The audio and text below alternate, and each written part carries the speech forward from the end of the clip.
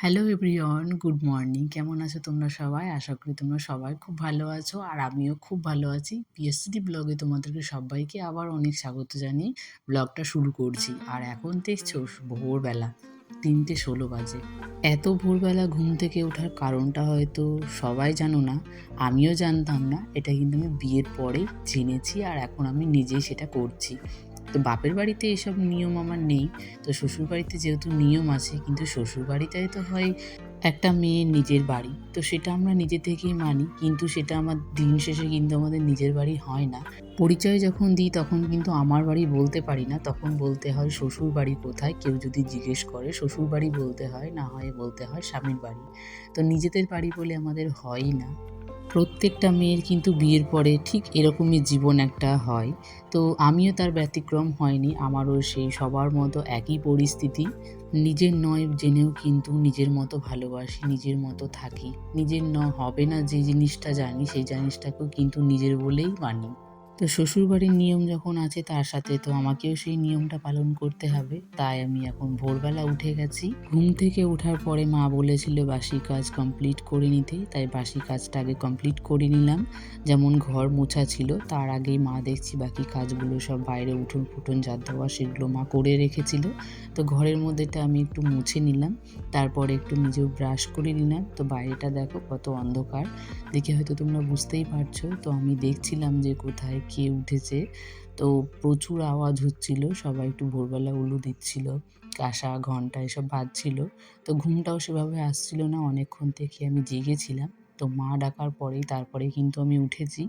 তো উঠে এখন একটু ঘুরে ঘুরে ব্রাশ করে নিচ্ছি।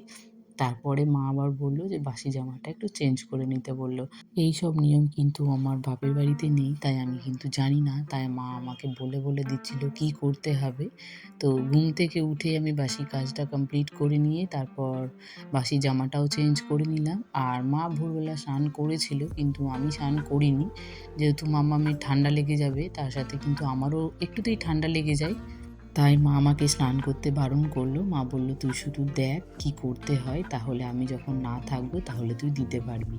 তো এই জন্যই আমি বাসি জামাটা চেঞ্জ করে মাকে একটু হেল্প করছিলাম। যেহেতু সকালবেলা তো সবারই একটু ঘুম ঘুম চোখে পায়, আর শীতকাল এত রাত সবারই একটু কষ্ট হয়। তো তার সাথে আমি উঠেছিলাম মায়ের সাথেই।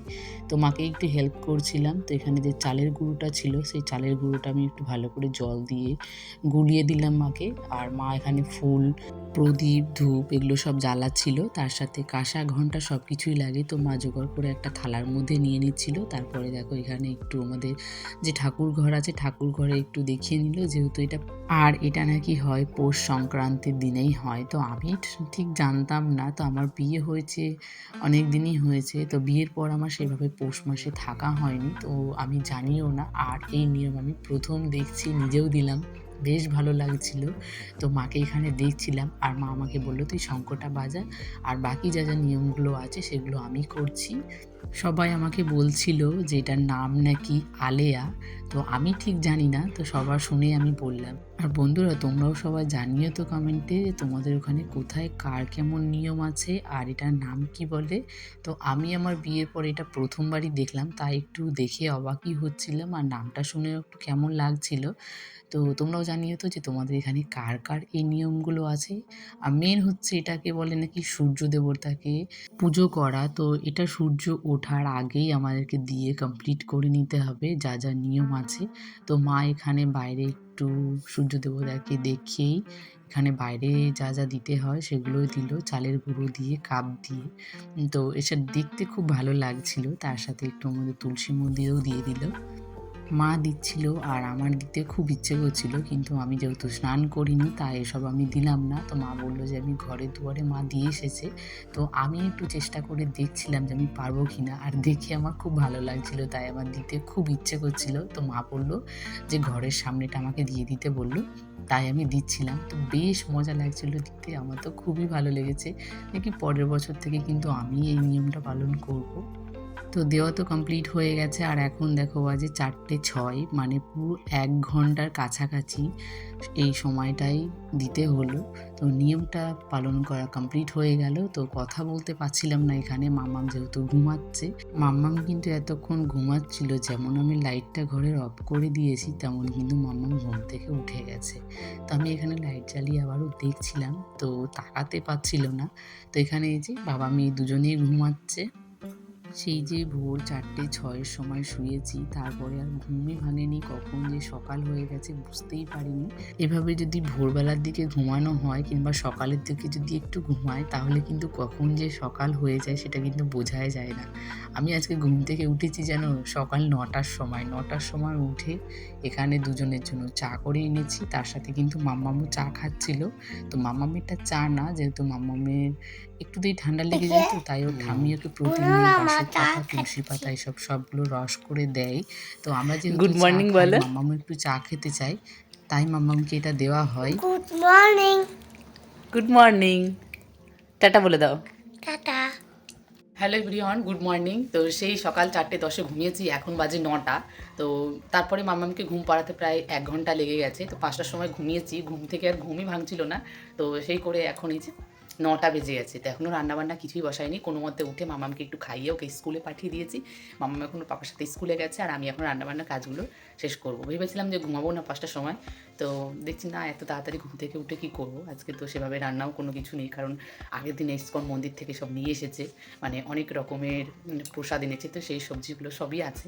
তো এই জন্য ভাবলাম যে আজকে বেশি কিছু রান্না যখন করবো না, তাহলে একটু ঘুমাই। একটু ঘুমাতে গিয়ে যে এত ঘুম হয়ে যাবে সত্যি বুঝতে পারিনি।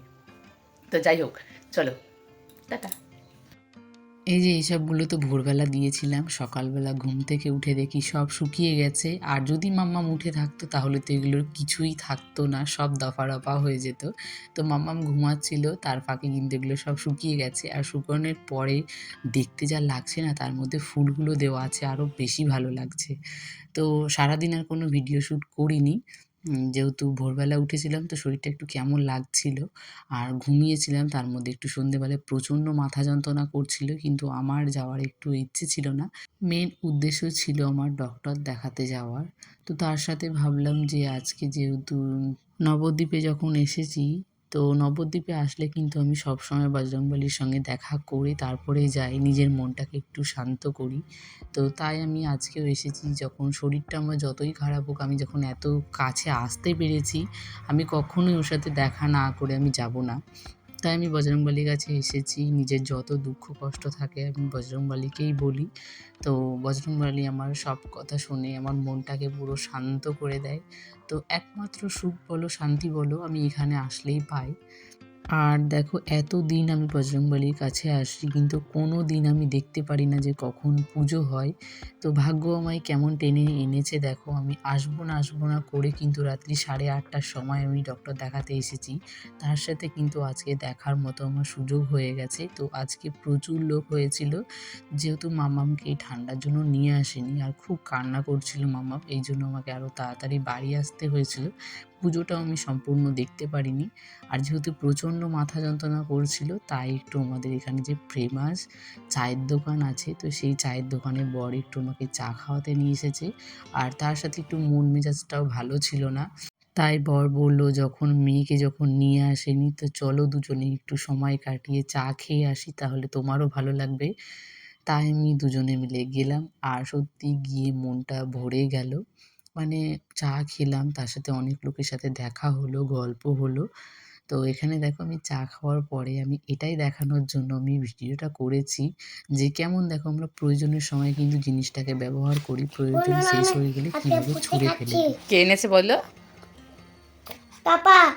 না, ওই পাইপটা দিয়ে খাও, পড়ে যাবে, সোয়েটার ভিজে যাবে। এরকম করে খায় না, এভাবে খায়। এবার খাও। তো এই যে ওই প্রায় 2 ঘন্টা বাড়িতে ছিলাম না, এতেই দেখছি এই যে ঘর দুয়ারের এই অবস্থা, ওখানে মুড়ির প্যাকেট, ওইখানে সব কিছু ফেলে টেলে এই যে। দেখ কেমন করছে।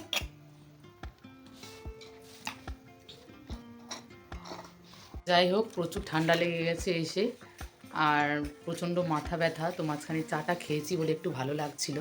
তো এখন মাম্মামকে একটু খাইয়ে দাইয়ে মাম্মামকে ঘুম পাড়াবো, তারপর আমি একটু রেস্ট নেব, যেহেতু শরীরটা প্রচণ্ডই খারাপ। আর ওষুধ নিয়ে এসেছি, তো রাতে ওষুধগুলো খাবো, তারপরে ঘুমাবো। তো চলো মাম্মামকে এখন খাইয়ে দিই। মাম্মামের মনটা একটু খারাপ, নিয়ে যায়নি বলে। তো মাম্মাম দেখেই বুঝে গেছে যে আমি কোথায় গেছিলাম। তো চলো। নবদ্বীপ থেকে আসার পরে দেখছি মা পিঠে বানিয়েছে, তো আমাকে দিয়ে গেছে। পিঠে আমার খুব একটা ভালো লাগে না, আর এই পিঠেটা দেখো পুড়ে গেছে। তো আমি খাবো না, একটাই খাবো, বাকিটা মাকে দিয়ে দেবো। তো চলো বন্ধুরা, আজকের মতো ভিডিওটা আমি এখানেই শেষ করছি। আজকের ভিডিওটা তোমাদের কেমন লেগেছে তোমরা অবশ্যই কমেন্টে জানিও। দেখা হবে তোমাদের সঙ্গে আবারও একটা নতুন ভিডিওর সঙ্গে। ততক্ষণের জন্য তোমরা সবাই ভালো থেকো, সুস্থ থেকো। টাটা।